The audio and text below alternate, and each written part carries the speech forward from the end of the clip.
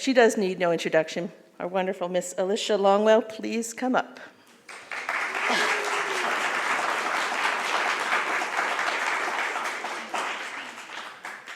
Thank you, my friends. It's a wonderful crowd here. I'm so glad to see all of you. I know most of you.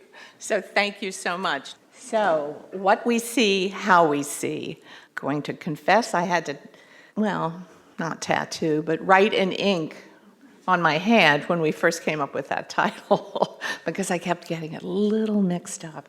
But it's all about just getting back to basics in a museum. I think you've probably seen titles not unlike this have gotten certain cachet.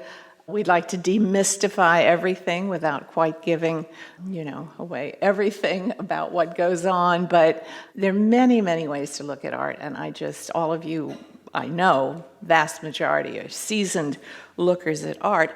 But I'd just like to have a little fun tonight, and I was going to make an entrance from the back of the room, a la Rosamund Bernier, I hear you. If you ever, and this goes back a while, so you'll be dating yourself slightly, you may have attended one of her talks at the Metropolitan Museum. She was incredible.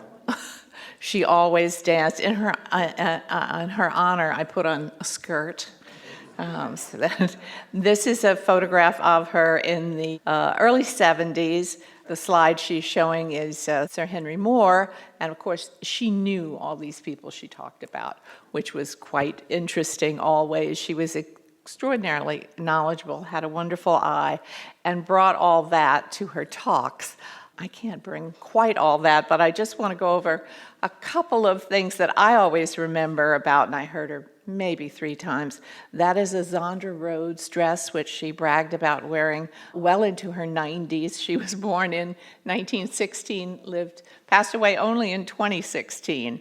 She had a long and extremely colorful life. She's something of an icon for any of us that try to get up and not only enlighten, but entertain a little bit for a talk. She lived in Mexico, Acapulco, Paris for many years. She founded a magazine called L'Œil, which is French for eye.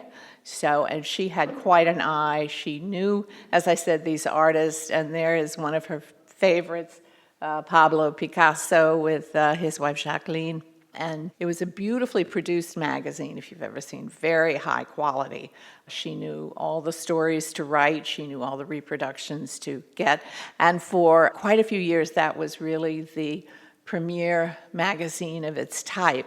She, as I said, knew everyone on the left. She also worked for Vogue magazine for many years. I think her name was still on the masthead when she died at 100 because she was always advising or giving ideas.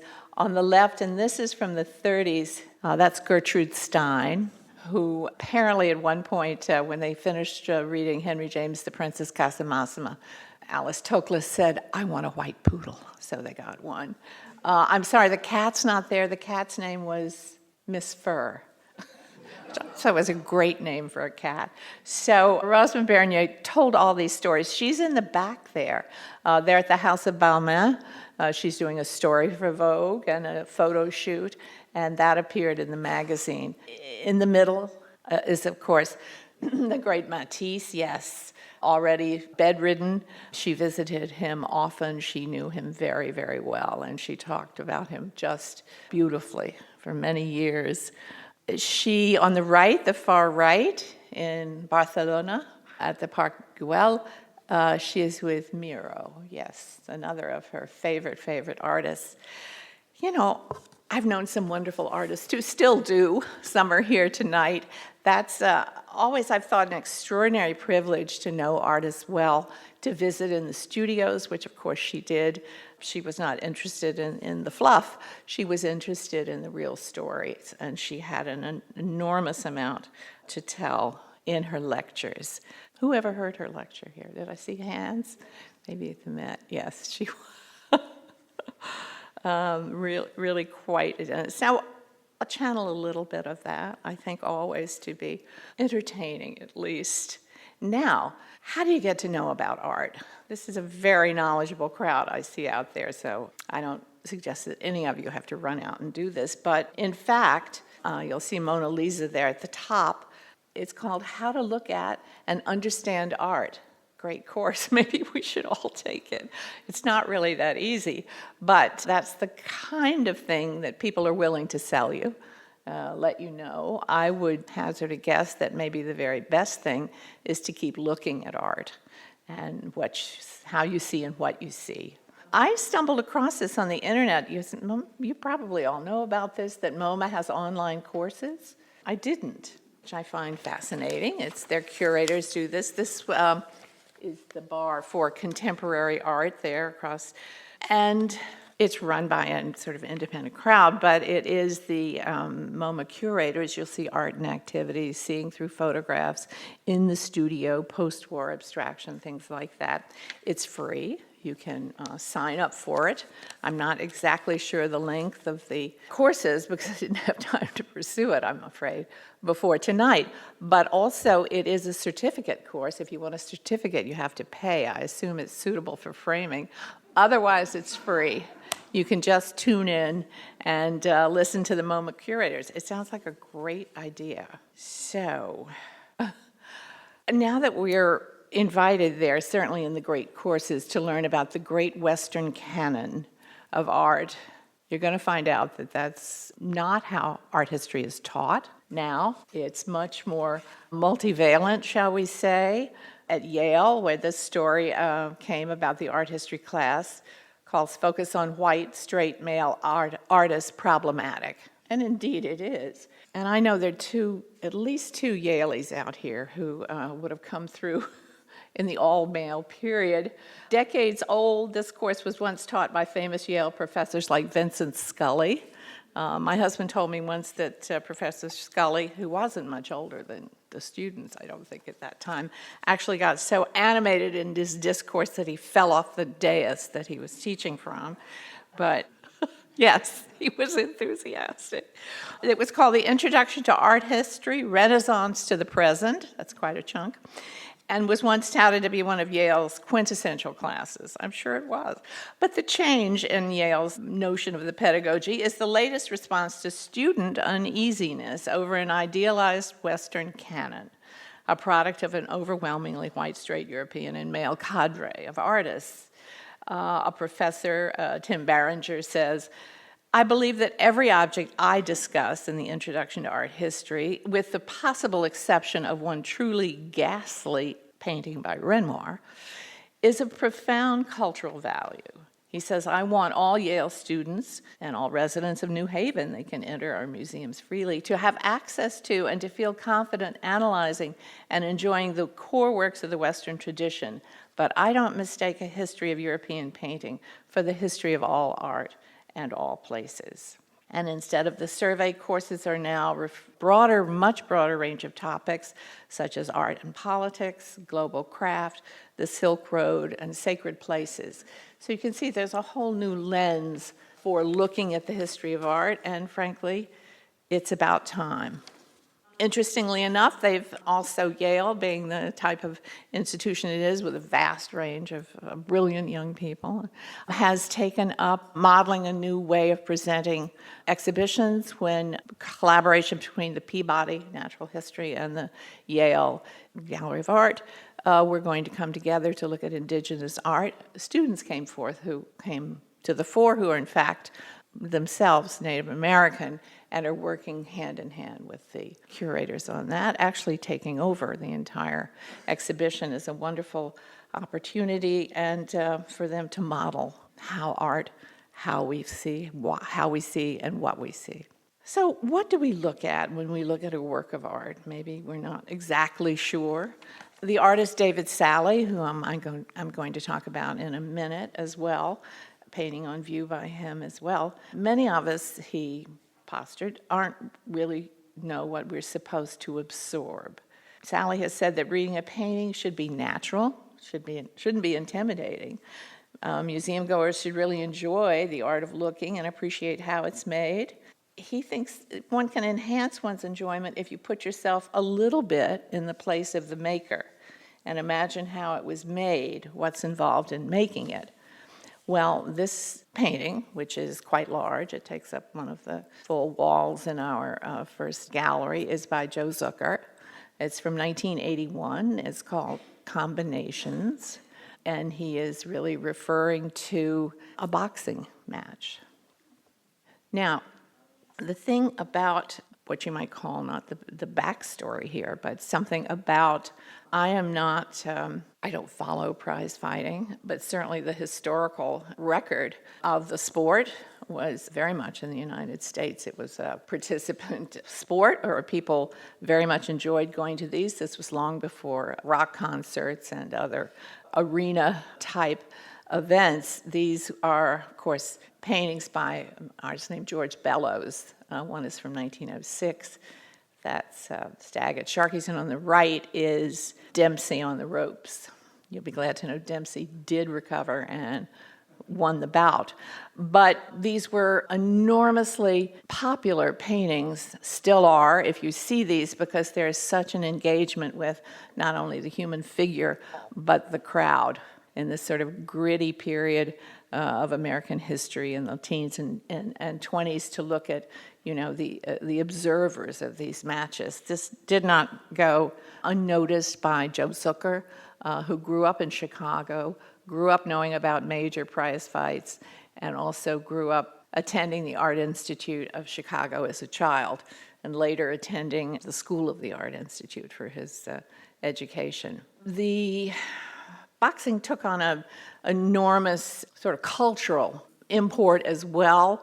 Upper left, that's the famous 1936 fight between Max Schnelling, who was German, and Joe Louis, African-American prize fighters, both heavyweights. And this was a knockout of Joe Louis. It was a traumatic event, always talked about as that because Louis was known sometimes as the Brown Bomber, and was revered for the status he had attained in American society and American culture at that period. And this was a real defeat, in a way, for many African Americans who had hoped. Of course, there was the national import of Schnelling being German, being a representative of course, Nazism and the rise of Hitler. And of course, he was not ultimately a supporter of Hitler, but everyone had to be in Germany at that period. So it took on this. And Joe Louis was only 22 years old at the time. There was a rematch 2 years later in which Joe Louis triumphed. It was such an impact that Maya Angelou wrote, "Champion of the world, a black boy, some black mother's son. He was the strongest man in the world. People drank Coca-Cola like ambrosia and ate candy bars like Christmas." There was major celebration. I talked about lower right, actually in the wall text for the painting. As I mentioned, Zucker grew up in Chicago. The very famous 1951 fight was between Jake Raging Bull LaMotta and Sugar Ray Robinson on the right.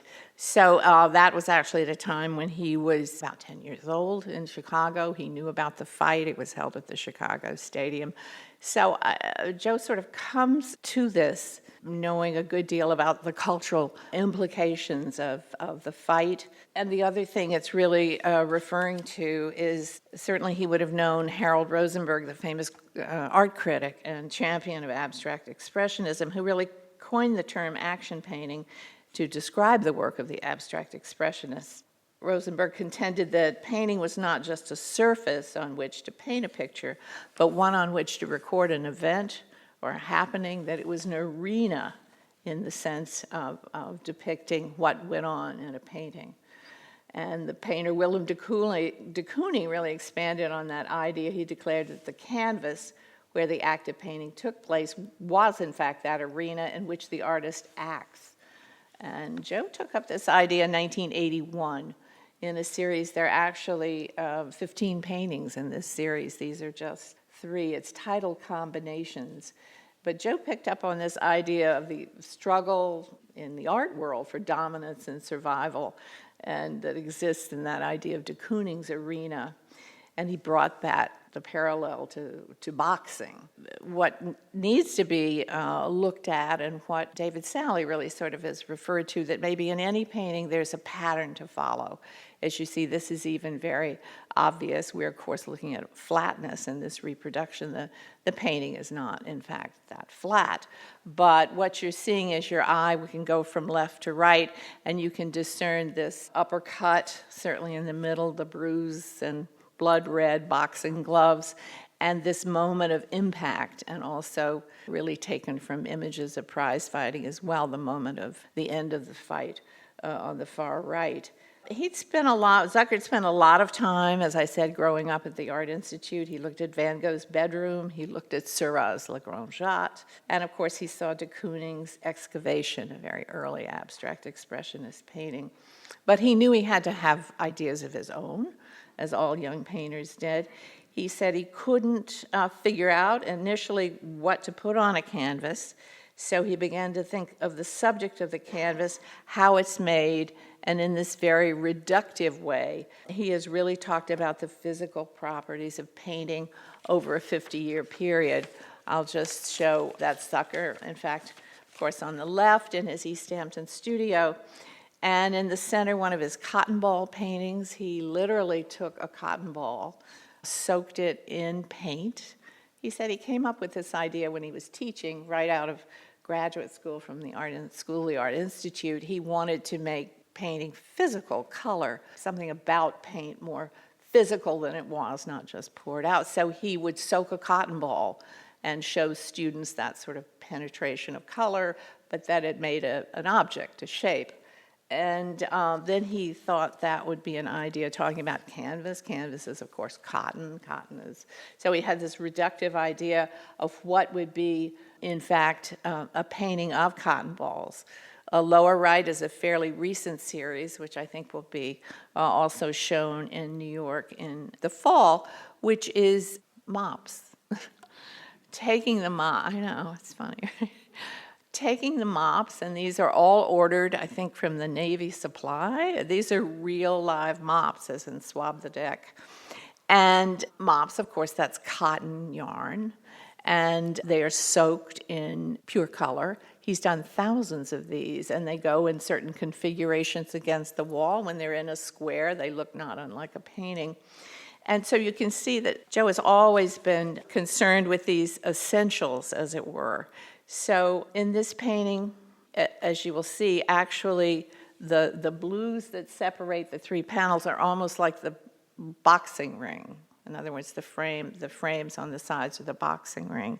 Now he pours Roplex painting. This is literally poured into that arena. So that's just a little bit about, I think that's a painting that I'm giving you a little background of what things Joe might have thought about in those channels and what he likes in pouring the paint, which is thin with a Roplex. He likes the fact that they channel the flowing liquid poured directly onto it, from a can onto the canvas in shapes that, in fact, no human hand could really. This is not a brush. There's no mediation. In other words, he's pouring the paint. He has also said that by pouring paint from a can, and Joe has always had wry observations about this job of painting. He said, but pouring paint from a can, he once wryly observed, it's like painting with boxing gloves on. In other words, you can't really control that. And you will see, hopefully if you have a moment tonight or come back, just what that means in terms of how we see and what we see. Now I mentioned Vogt David Sally, who is, most artists are really, really intelligent, and in talking about their work, it's always a thrill for me, as I said, in the studio when you hear that. Many of the artists and artists choose artists, of course. We visited all those studios, and what a real privilege to speak with artists about their work in that way, to learn more. And this is the David Sally painting, lower right, which is the flood. Upper right is Michelangelo's The Scene of the Flood from the Sistine ceiling. There's something of a story behind this painting, which I think adds a lot to our idea of it. Carlo Bellotti, who is standing in the painting, upper left, of course, with Roy Lichtenstein. It's in front of one of his Tintin paintings there with Matisse's dance in the background. This is a painting that Carlo Bellotti purchased. Bellotti was from a southern Italian family. He was in the perfume business. He came to this country fairly early on, met and married an American whose family was also sort of in that business. They lived between here and Italy, and Bellotti always wanted to. He collected a lot of De Chirico, a lot of important Italian artists like De Chirico, and he wanted to leave his collection to the municipality of Rome, the city of Rome. And there was a space in the Borghese Gardens, in fact, an old orangery, or one of those sort of outer buildings that had fallen into some disrepair, and he restored it and was able to donate his collection. He saw it installed. He did pass away in 2006. But you see the sign there that says Hearst, Sally, Saville. Those were, in fact, three commissioned artists who he wanted to have work in the inaugural opening of the show. Well, one of them was David Sally, with whom he had a long relationship. The thing about Bellotti, he was also a very gregarious, very generous and friendly man, and he always liked to really get to know his artists well, or the artists he liked, he got to know well. Maybe that's a better way to put it. And he had, in fact, had an idea of calling the room on the right, which, as you can see, it sort of was an opened part of the orangery, but is enclosed, so he could put paintings in it. He talked to Warhol about commissioning paintings, flower paintings for that. He had the idea of almost a chapel-like experience where you could go in and sit there on the benches you see and look at art. Well, Warhol passed away, unfortunately, and one of the artists that he then talked to was David Sally. And he and Sally sat down, and Bellotti said he'd like for it to be not necessarily spiritual, but maybe a theme, paintings that dealt with a great humanist decisions and a great humanist expanse. And how did David feel about the Sistine Chapel? Well, David said, I have been there. It's quite amazing, but I don't know what I would do in response to the Sistine Chapel. And Carlo said, well, I'm not interested in religious painting subjects per se, but let's look for great humanist themes. And in fact, and these were on view last year in the permanent collection. In fact, the one now on view is the flood. And also the Creation and the Last Judgment are the two others in the series that he ultimately did. Everyone always asked David if he went back to the Sistine Chapel. He said, no, I just had a big book of reproductions, I knew what I wanted to do. I just needed to remind myself. And this is the extraordinary painting, lower right. As you see, he used the sort of tropes of the Michelangelo, the figures, which you will see those not doing too well, trying to climb that hill and get away from the flood. Everyone who's being saved is already on the ark, I'm afraid. So those figures are almost in a muted tones in the back, and then in the front are the more vibrant tones of what was really happening then. It was at the time of the Katrina. So he said he could almost imagine, in the case of the flood, the ancient flood, but he could imagine these whirring helicopter blades that you saw so much in the news coverage of Katrina. He could literally hear that, the menacing sound really, and that he wanted to use that, and in fact, in the painting to bring it into everyday, or certainly the current experience. David Sally's work uses many reproductions in it. In other words, images from other paintings, the newspaper. He is known as a painter who brings images together, and that's exactly what he did in this notion of water. And really have this idea of what David talked about as your eye going from one object to another or reading across the canvas. You can see these sort of diamond-like raindrops. I don't think the flood looked quite like that. But he also, this lower left is recognizably the Hokusai's Great Wave, the great Japanese master's mid-19th century woodcut of the Great Wave, which is in the painting. Upper right is a painting by Marston Hartley from the 30s, called The Lighthouse. He introduced this as well as an image in the painting, I think really evoking that. Certainly the chaos depicted in that image as well, but the lighthouse as a beacon in such a flood. He's the bird, the dove that flew to the Noah's Ark is there. I mean, he takes many of the objects from the original painting in the Sistine Chapel and brings it all together. Bellotti loved the paintings that he did, and also the ones by Damien Hirst and Jenny Saville, two British artists. And in fact, those were not bequeathed in his will. All his other paintings in the museum were left to the city of Rome. His widow, Margaret Bellotti, said that she didn't want to leave any of those large contemporary works there. She wasn't sure of their ability to care for them. And that's how, in fact, these paintings came to us here at the Parrish, and to have here in the museum is really extraordinary. The panel on the right, which you see this kind of head that's a vortex spinning, Sally was making paintings in that way. And at the time, he started the commission, and for him, this seemed like a parallel with his own work as well. When is chaos not with us? It certainly seems that way. But to introduce that element of chaos, which is sort of a trope in his own painting. So those are two paintings. Also in this gallery, one by Richard Prince on the left, a contemporary artist who has really sort of mined his own previous work, not an unusual thing to do. You can really get lost in that painting looking at his. Many are even Xeroxes and painted over from his own older work, or work he did 20 years ago. He's sometimes invoked as an artist of the pictures generation. I mean, this is when that whole sort of onslaught of images was very prevalent in art at that period.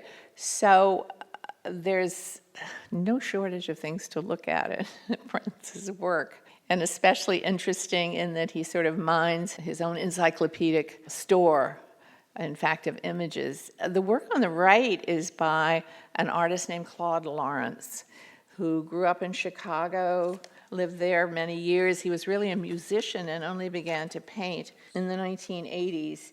He was in the forefront of the civil rights movement there and the sort of burgeoning cultural scene on the south side of Chicago.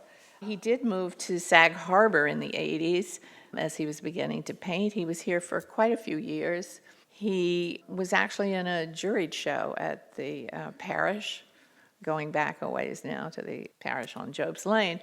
But he always stayed sort of under the radar, you might say, to the extent when in about 2010, when he moved back to Chicago, he was not in good health. His partner here helped him move there. He left an entire garage full of work. You can imagine really about 20 years of work. And his friends came to a man who lives in Sag Harbor, E.T. Williams, a prominent collector, very prominent in the Azurest neighborhood, and said, what can we do, E.T., with these works?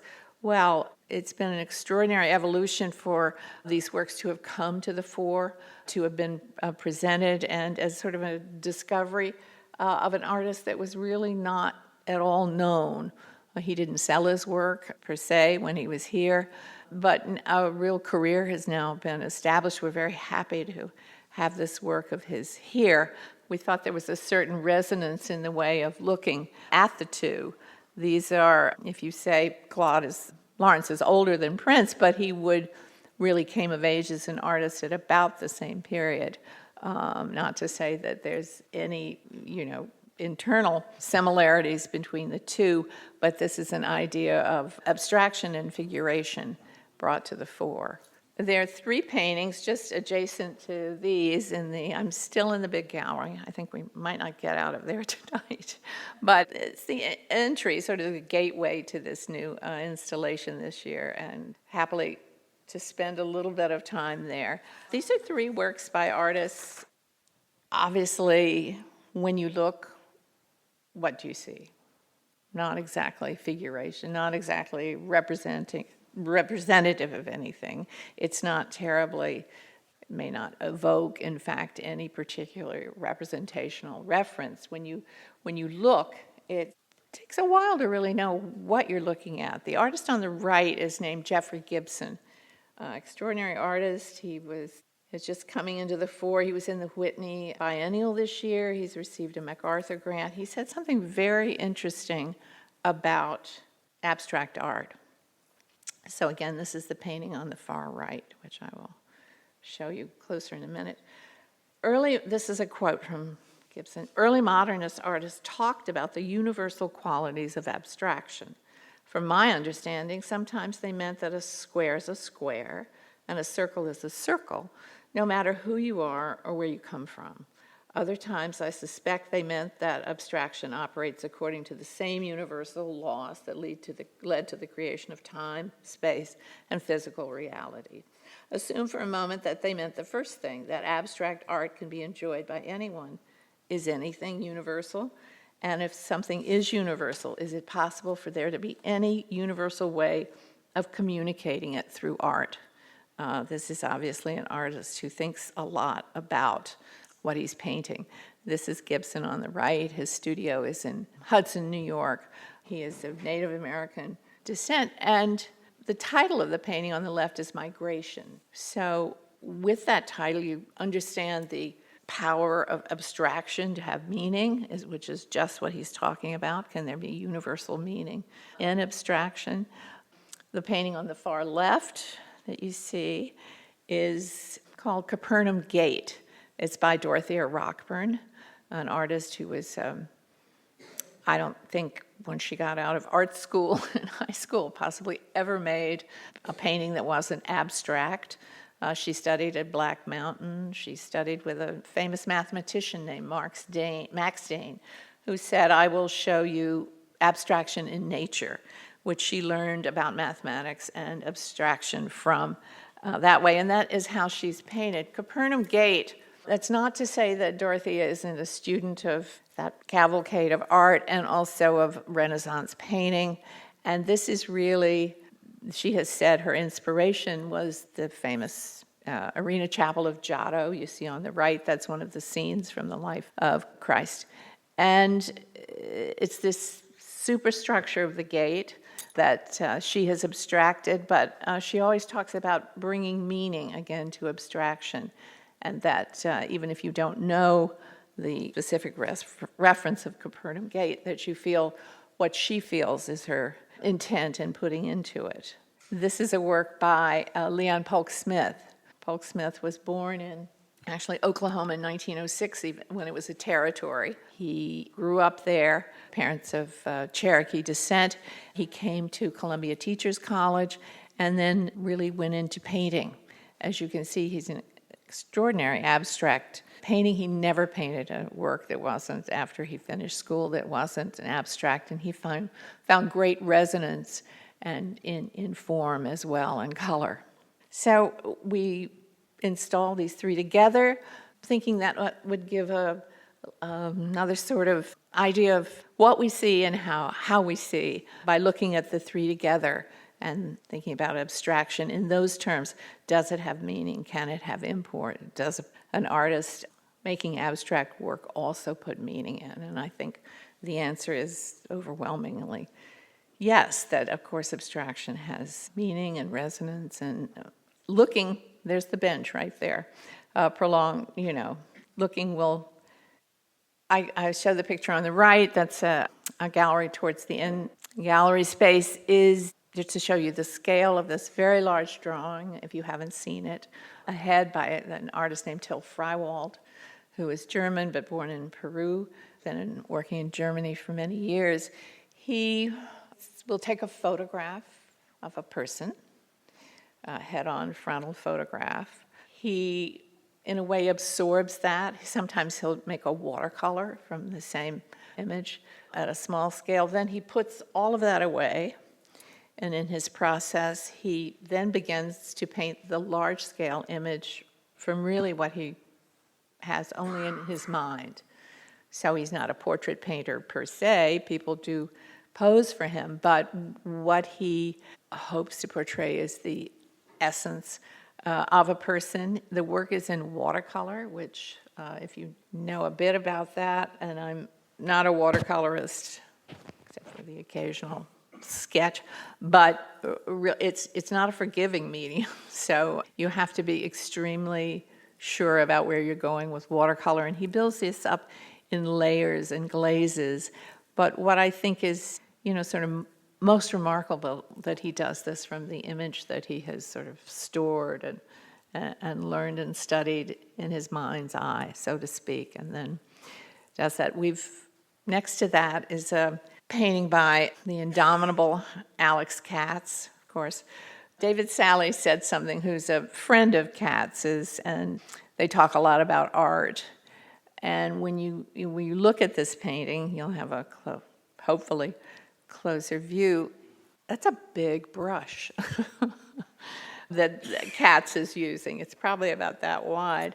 And Sally really pointed out the fact, look at it's like there's a velocity to it, It's like that painting is going like this. The subject is, as many of you know, his wife, Ada. And there's an image of him he's done over 250 portraits of Ada over the course of their lives together. He's done many other paintings, but once when he's asked, he said, I think she's so beautiful, and I think she's a classic American type. And he has painted her at every age and in every imaginable sort of situation. But Katz is an artist that you always see that brush stroke, and which is exciting too as well. And that idea of, again, coming back to David Sally, talking about if you take the time to look, really think, how did an artist make something? What did he use? Richard Prince, if you look at the big figurative work, there are a lot of Xeroxes there of images, and then he paints over the Xerox. But if you can take the time to give it an extended look, I think you'll be rewarded. This is just one of the other galleries. I won't go into this too much because I think I'm running over time. Jack Youngerman and a Willem de Kooning, which make an extraordinary parallel in many ways with the vitality in the image, the movement in the image. De Kooning always said he never worked bigger than his outstretched arms, sort of the Vitruvian man in that sense. Youngerman has that same, I feel, that same sort of groundedness in the figure that he does. I'm just going to conclude with, we all know that apparently the new installation is a disaster. I don't know if anyone's seen it, but they decided to give Mona Lisa her own room, hoping to get the traffic pattern going more smoothly, and I don't know if it's any better, but there it is. We're told, there have been surveys, people have done surveys on this, how long does the general visitor stop and look at a painting? 20 seconds, something like that.